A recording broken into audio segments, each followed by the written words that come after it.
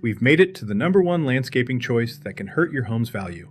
And, like I warned you, this one might rub some of you the wrong way. Landscaping can make a home feel more valuable before anyone walks through the front door. But it can also make buyers see work, expense, or a yard they cannot imagine living with.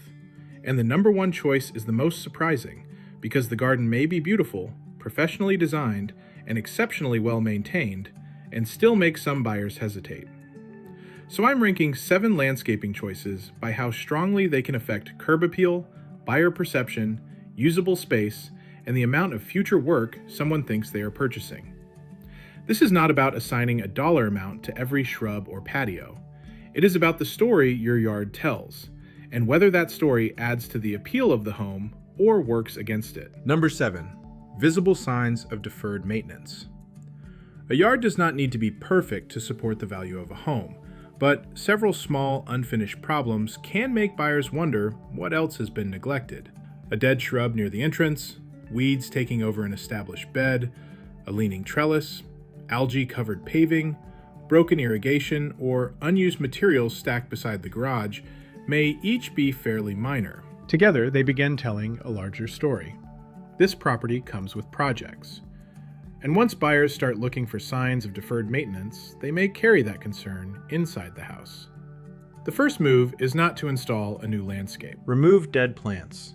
Pull the most visible weeds. Clean stained hardscape. Repair or remove broken features. Clear anything that looks abandoned. Focus first on the areas buyers encounter from the street, driveway, entrance, and main backyard view. This ranks 7th because the problems are usually straightforward to correct, but ignoring them can make an otherwise healthy yard feel much more neglected than it actually is. If you're new here, I'm Nick. I studied horticulture and landscape design, and on Garden Guru, I help homeowners make practical yard decisions that create a visible difference. Now on to the next landscaping choice that can hurt your home's value. Number 6. A backyard with no obvious purpose. Some backyards have plenty of space, but very little that helps someone imagine using it.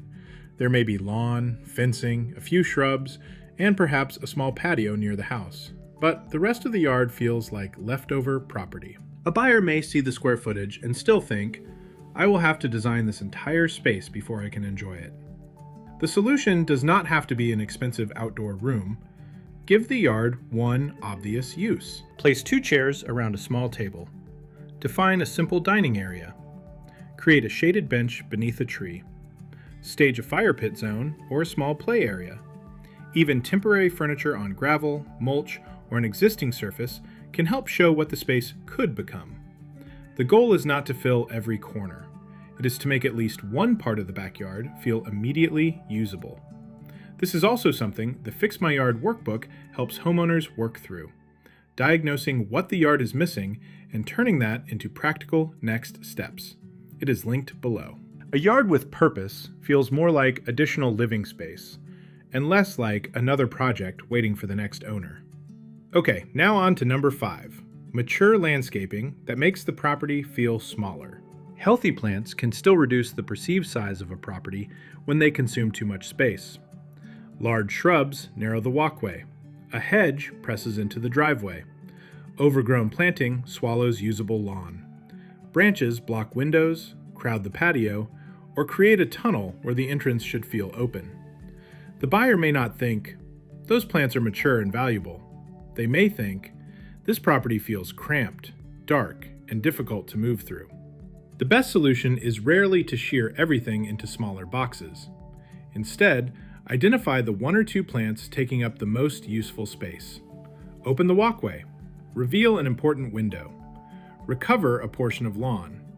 Create breathing room around the patio or entrance. Selective removal can make the exact same property feel noticeably larger without changing the lot size or rebuilding anything. This ranks above an undefined backyard because cramped landscaping affects both appearance and function. It changes how large the home and property feel from the moment someone arrives. Okay, moving on to number 4, an outdoor feature that looks like a future project. A pond, hot tub, outdoor kitchen, fire pit, or play structure can be a valuable amenity, but only when it looks functional, maintained, and integrated with the yard. An aging hot tub built into a deteriorating deck tells a different story. So does an algae-filled pond, an outdoor kitchen with rusting appliances, an unfinished fire pit, or a large play structure nearing the end of its life.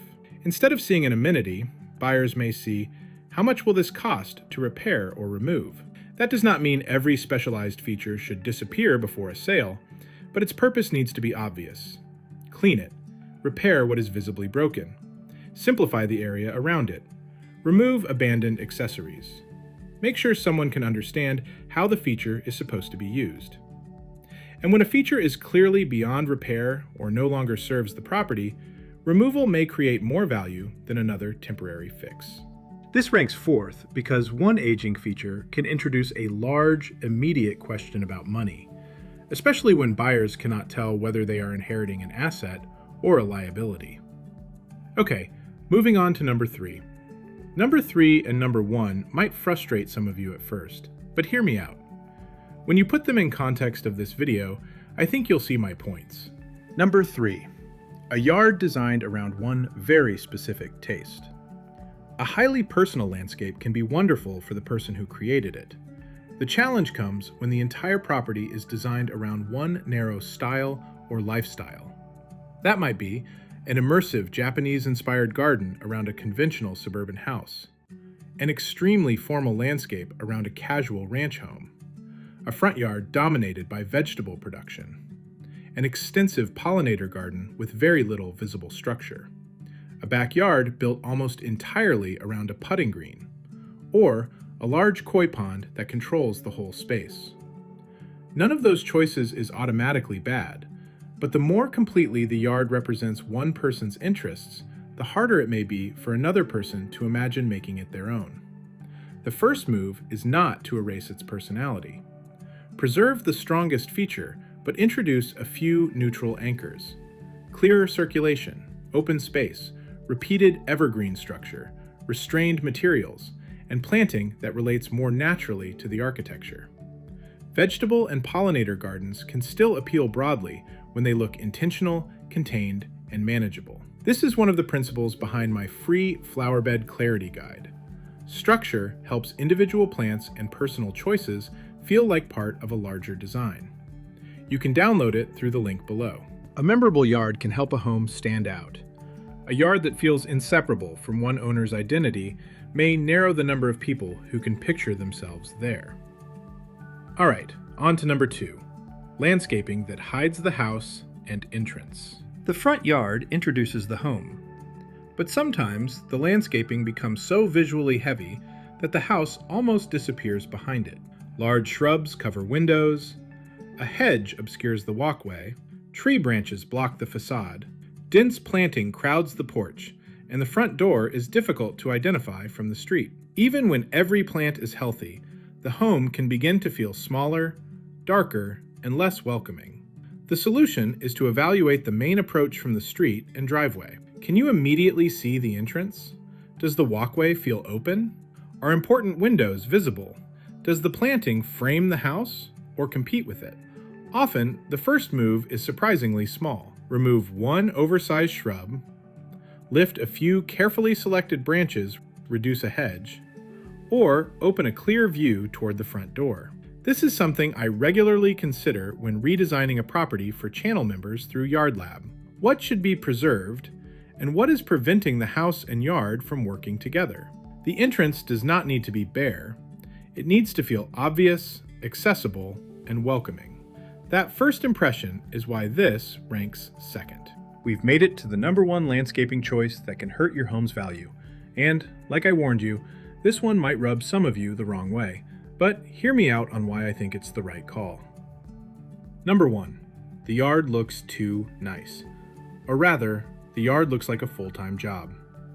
The landscaping choice most likely to concern buyers may be a yard that looks exceptionally beautiful. A mature cottage garden can be breathtaking.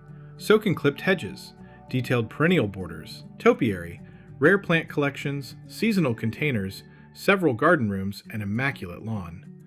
A dedicated gardener sees years of creativity and care. Someone who does not share that passion may see constant pruning, dividing and staking, deadheading, watering, seasonal replacement, specialized knowledge, and a garden that may quickly decline if they cannot maintain it. Their reaction may be, "I love looking at this, but I could never keep it this way." That is why the issue is not that the yard is too nice, it is that its beauty appears dependent on an intimidating amount of work. The solution is not to flatten a wonderful garden into lawn. Preserve the best moments, but simplify the maintenance story. Reduce redundant containers. Remove deteriorating features. Consolidate plant collections. Open a little negative space. Make paths and seating areas easy to understand. Allow a few strong plant masses to carry more of the design.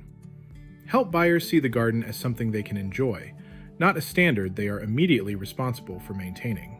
This ranks first because it is the most counterintuitive. A yard can be healthy, impressive, and valuable in its own right, while still making the property feel like more responsibility than some buyers want to accept. Landscaping affects more than how a home looks. It affects how much work the property appears to require, how large the space feels, whether the entrance seems welcoming, and whether someone can imagine making the yard their own. Correct visible neglect. Give the backyard a purpose. Recover space from oversized planting. Make specialized features look functional. Balance personal style with broader structure. Reveal the house and entrance. And remember that even a beautiful garden can feel overwhelming when its maintenance looks impossible to inherit. The strongest landscape supports the home, reflects the people living there, and still feels understandable to someone seeing it for the first time. Well, there you have it. Keep learning, keep growing, and keep getting your hands dirty. Be sure to download one of my free guides, like this video, subscribe to Garden Guru, and I'll see you in the next one.